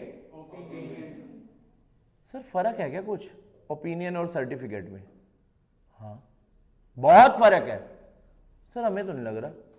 अरे मैं बताता हूं ना आपको, एक बात बताऊं कैसे, एक एग्जांपल देते हैं, अभी आपको समझ आ जाएगा, अभी आपको समझ आ जाएगा। चलो ऋषभ की बात कर लेते हैं। आपने ना, आप सेंटर से बाहर निकले, ऋषभ पहले बच्चों को बता दो, कुछ नए भी हैं, हाथ दिला दो एक बारी, ये हैं, ठीक है ना। हाँ, थोड़े एग्जाम्पल में मज़ा आता है, पता चलता है किसकी हो रही है, ठीक है, वो थोड़ा बेटर फील होता है, ठीक है। ऋषभ, मैं सेंटर से बाहर निकला और मैंने देखा यार एक बंदा भीड़ में पिट रहा है, दे दबा दब, दे दबा दब। बताओ बेटा मेरा क्या मन करा होगा? अरे वाह यार, तुम तो पहचान गए अपने टीचर को पहली क्लास में। यस, आज किसी ने पहचाना, ठीक है। मैं यार, मुझे ऐसा लगा, नहीं बेटा मैंने मारने का मन नहीं था, मुझे ऐसा लगा यार वो भीड़ में ऋषभ पिट रहा है, मुझे ऐसा लगा वो भीड़ में ऋषभ पिट रहा है, मुझे ऐसा लगा, ये मेरा ओपिनियन है कि मेरे हिसाब से ऋषभ है। अब बताओ बेटा, मैं भाग भाग कर गया, बताओ किस लिए? बीट पे बूटी कराने के लिए। लेकिन जब मैं वहां पहुंचा तो वहां पर मेरे को ही पकड़ लिया। अच्छा, वहां जाकर देखा तो वो ऋषभ नहीं था, वहां भीड़ में एक बंदा चीख रहा है, चिल्ला रहा है, मारो और मारो, वो था विवेक। बताओ बेटा मेरा सवाल, मुझे ऐसा लगा, ये था ओपिनियन। जब मैं वहां पर गया तो मैं 100% श्योर हूं कि वो ऋषभ नहीं है। वो कौन पिट रहा है? विवेक बाबूराव, ठीक है ना, विवेक पिट रहा है। यहां तक का पॉइंट समझ आ गया आपको? पक्का वाला। तो जब मैं 100% श्योर होता हूं ना तो मैं सर्टिफिकेट देता हूं, और जब मेरे हिसाब से क्या हुआ था मैं रिपोर्ट देता हूं। आपने ना बचपन में अंग्रेजी बीट में यानी इंग्लिश में एक बात पढ़ी थी, रिपोर्ट राइटिंग, कि आपके हिसाब से वहां एक्सीडेंट में क्या क्या हुआ था, अपने हिसाब से बताना है, ठीक है ना। तो रिपोर्ट राइटिंग होती थी। अच्छा, आप मेरे पास फॉर्म अटेस्ट करवाने आते हैं, सर मेरा फॉर्म अटेस्ट कर दो, तो मैं सर्टिफाई करता हूं, मैं एक सर्टिफिकेट देता हूं, हाँ इसी बच्चे का फॉर्म है। बताओ मैं सर्टिफिकेट कब देता हूं? जब मैं 100% श्योर हूं। फर्क है ओपिनियन और सर्टिफिकेट। तो मुझे क्या, ओपिनियन में हम रिपोर्ट देते हैं, और जब मैं 100% श्योर होता हूं तो मैं सर्टिफिकेट। तो इंस्टीट्यूट ने सीए के ऊपर क्या कहा? तुम्हें अपना बस ओपिनियन देना कि तुम्हारे हिसाब से कहां कहां पर गड़बड़ है, तुम्हें कोई गारंटी नहीं देनी। पहले दिन से क्लियर हो जाओ। ये 1 मार्कर बताऊं क्या है? ऑडिटर के ऊपर कोई इल्जाम नहीं लगेगा। Auditor does not give guarantee, या auditor opinion does not presume to be a guarantee about the future viability of the organisation.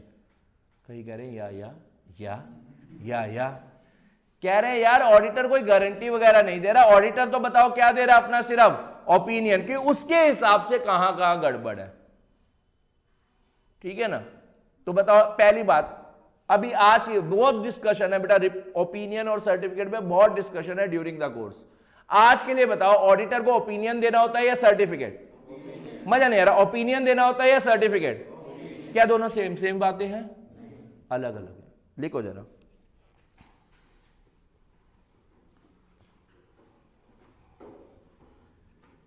at the end of audit, comma, auditor is required to express his opinion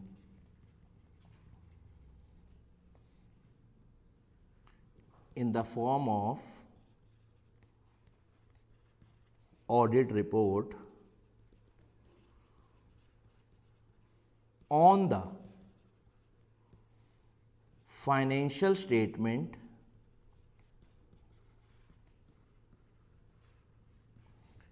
prepared and presented by the management of the client organization, full stop. Such report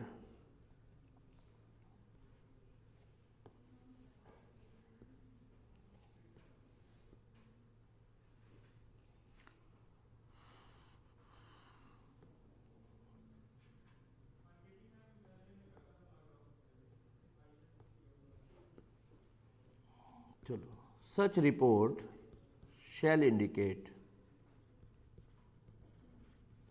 whether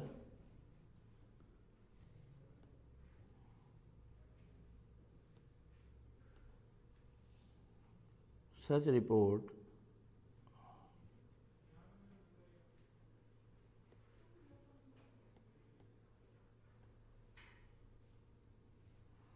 report shall indicate whether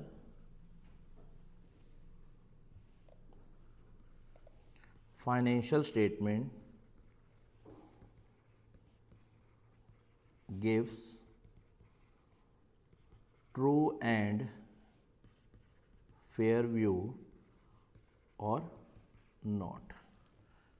अब जरा सुनना, एक sentence याद करो, auditor को opinion देना होता है, सर्टिफिकेट नहीं। एक बार ये सेंटेंस बोल दो, क्या? ऑडिटर को ओपिनियन देना होता है। अब मेरी बात जरा सुनना, इसमें ना दो शब्द हैं, प्रिपेयर्ड एंड प्रेजेंटेड, दो शब्द हैं। कह रहे हैं, पढ़ो एक बारी क्या लिखा हुआ है, eight the end of audit, audit के एंड में ऑडिटर को क्या देना होता है? Opinion in the form of audit report. किस पर? On the financial statement prepared and presented, जो बनाई गई है और जो प्रेजेंटेशन का मतलब है डिस्क्लोजर रिक्वायरमेंट। सिर्फ अकाउंट्स पे नहीं देना होता, जो यार डिस्क्लोजर्स बोले हुए हैं, AS1 कहता है ये चीज डिस्क्लोज करो, सारे AS कहते हैं, AS18 कहता है रिलेटेड पार्टी डिस्क्लोज करो, ऑडिटर को उस पर भी ओपिनियन देना। ध्यान से समझो, ये क्वेश्चन बाद में क्वेश्चन बन जाते हैं बहुत बड़े बड़े। क्या कह रहा हूं, क्या बोला गया? प्रिपेयर्ड पर भी देना होता है ऑडिटर को ओपिनियन, और प्रेजेंटेड, ये दो शब्द अंडरलाइन करो, एक बार मेरे साथ याद करो। At the end of audit, बोलो ना मेरे साथ, क्या? At the end of audit, auditor is required to express his opinion. किस पर? On the financial statement. दो शब्द बोलना, क्या क्या? Prepared and presented by the management of the client organisation. Point समझ आ गया आपको? पक्का? चलो ये नोट कर लिया आपने। अब मैं आपको आपका कोर्स बता देता हूं थोड़ा बहुत कि आपका है क्या कोर्स, है ना। बाकी हमारा डिस्कशन का पार्ट हो चुका है, जो कॉन्सेप्ट था। बेटा कोर्स में आपके टोटल 13 चैप्टर्स हैं as per ICI module. As per ICI module आपके 13 चैप्टर्स हैं। आप सब नाम भी लिखेंगे। पहला, nature, objective and scope of audit. दूसरा, audit planning, strategy and programme. तीसरा, audit evidence and documentation.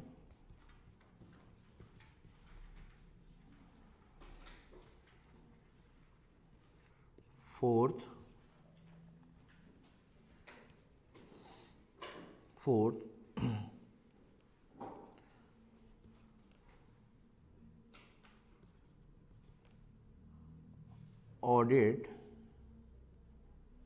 Auditors responsibility.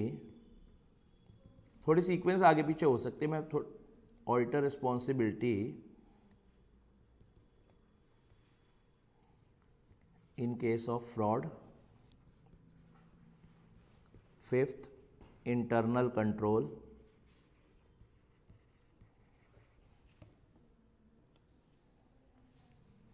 Sixth, audit in an automated environment. अभी ये क्या है आपको नहीं समझ आएगा, अभी सिर्फ लिखने हैं, यानी आपको मैं आज कोर्स का अंदाजा दे रहा हूं कि हमें क्या पढ़ना है। Audit in an automated environment.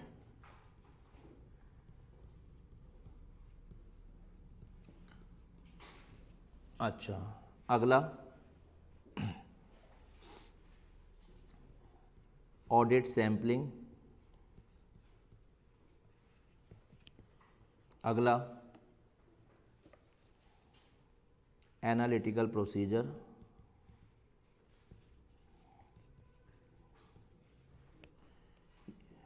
फिर अगला audit of items of financial statement,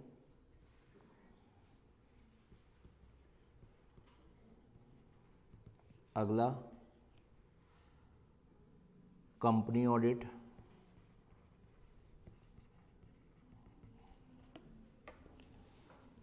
अगला ऑडिट रिपोर्ट, उसका अगला बैंक ऑडिट यानी audit of bank,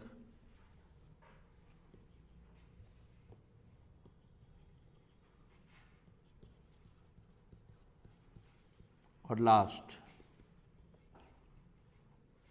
audit of special entities या different entities, audit of different types of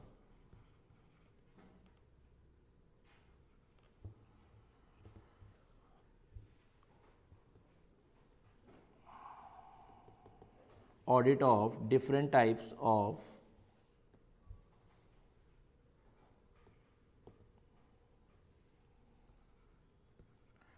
of different types of entities,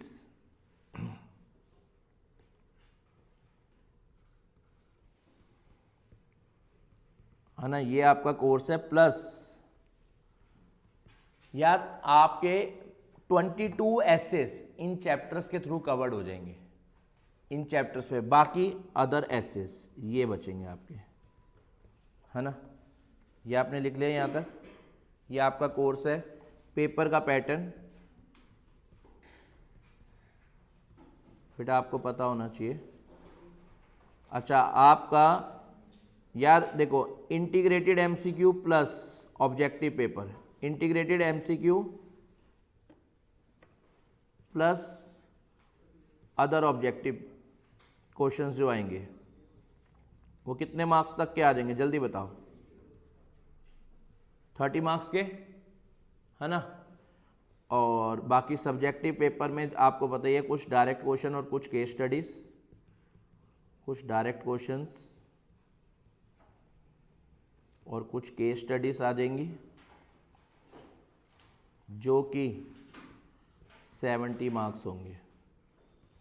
और आपको पता ही है 116 मार्क्स का पेपर आता है जिसमें से आपको 100 मार्क्स का अटेम्प्ट करना होता है, ठीक है ना।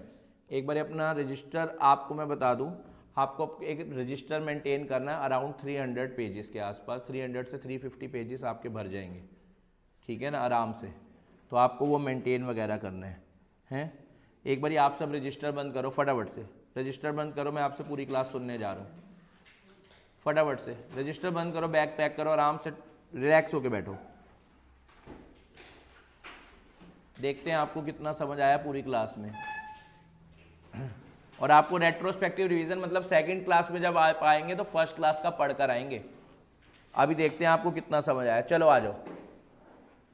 टोटल हमारे पास 5 मिनट का टारगेट है जो रिवीजन देनी है 5 मिनट्स का टारगेट है। और आप सब पार्टिसिपेट करना, पुराने पाप आपके सारे धुल जाएंगे, आपने क्लास में कुछ नहीं भी सुन पाए तो। सुनो, सब्जेक्ट का नाम auditing and assurance, paper number 6, total marks जिसमें 30 के क्या आएंगे एमसीक्यू या इंटीग्रेटेड एमसीक्यू और 70 क्या सब्जेक्टिव पेपर। यहां तक समझ आ गया आपको पक्का? अच्छा फिर बताओ यार कंपनी के कितने पार्ट्स होते हैं फटाफट से? 2 पार्ट। कंपनी के कितने पार्ट्स होते हैं? 2 पार्ट्स। कौन कौन से? ऑनरशिप और मैनेजमेंट। ऑनरशिप किसके हाथ में? मेंबर्स, जिनको क्या भी कहा जाता है इक्विटी शेयर होल्डर्स, है ना। दूसरी तरफ कौन है? बोर्ड ऑफ डायरेक्टर्स, जो कंपनी की मैनेजमेंट संभाले। अकाउंट्स भी वो बनाना चाहते हैं। अब कौन जानना चाहता है अकाउंट सही बने हैं या नहीं? मेंबर्स। तो मेंबर्स अपने बिहाफ पर एक पर्सन को भेज रहे हैं जिसे क्या कहते हैं? ऑडिटर। बोलना पड़ेगा, जिसे क्या कहते हैं? जो जाकर क्या करेगा?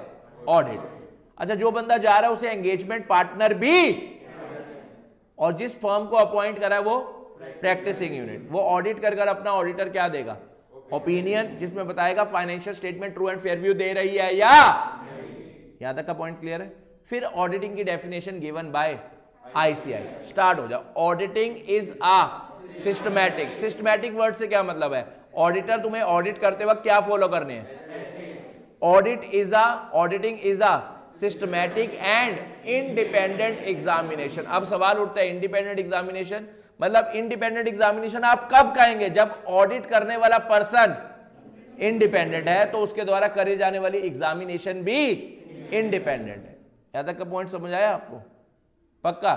अच्छा, क्या auditor action judgement decision subordinate to client होने चाहिए या नहीं? उसका किसी भी तरीके का इंटरेस्ट क्लाइंट ऑर्गेनाइजेशन में नहीं। अच्छा, लास्ट बात, उसका वो किसी के इन्फ्लुएंस में होना चाहिए या नहीं? अच्छा, इंडिपेंडेंसी चाहिए क्यों? कहां कही गई है? कितनी जगह? पहले तो 3, कौन कौन सी? SA 200 और कंपनीज एक्ट 2013 और CA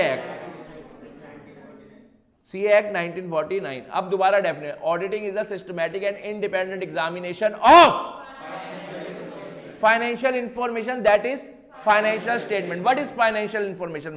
The individual item of the financial statement is known as financial information, है ना? When financial information put into the structured way it becomes, या फिर the whole set of financial information is known as financial statement की definition as per section 2 clause 40 क्या है? क्या क्या होती है? 5 चीजें। पहली, statement of profit and loss, balance sheet, cash flow statement, notes to accounts और statement of changes in equity. लेकिन 4 तरह की ऐसी कंपनी जिन्हें क्या नहीं बनाना? Cash flow statement. कौन कौन सी? OPC, small company, dormant company और प्राइवेट स्टार्टअप कंपनी। यहां तक होने के बाद फिर मैंने आ जाओ दोबारा, ऑफ एनी एंटिटी। क्या सभी तरह की एंटिटी को ऑडिट करवाना है क्या? मतलब सभी में प्रॉफिट मेकिंग को, लॉस मेकिंग को, NPO को, इन सबको ऑडिट कराना है irrespective of form of business organisation. अच्छा, of any entity with a view to express any opinion thereon. Auditor के ना कई ओपिनियन होते हैं, any opinion thereon. Auditor जो मर्जी ओपिनियन दे सकता है। मेरे को एक लास्ट सेंटेंस आपकी तरफ से आवाज नहीं आई क्या? With a view to express any opinion thereon. Thereon का मतलब फाइनेंशियल स्टेटमेंट पर।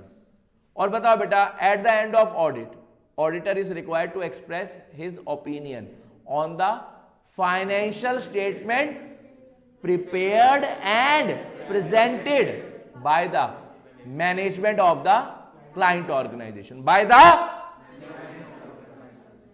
ठीक है ना? और बाकी इसके बाद तो मैंने जनरल आपको कोर्स बताया और क्या क्या आएगा। आज के लिए इतना ही, बाय बाय।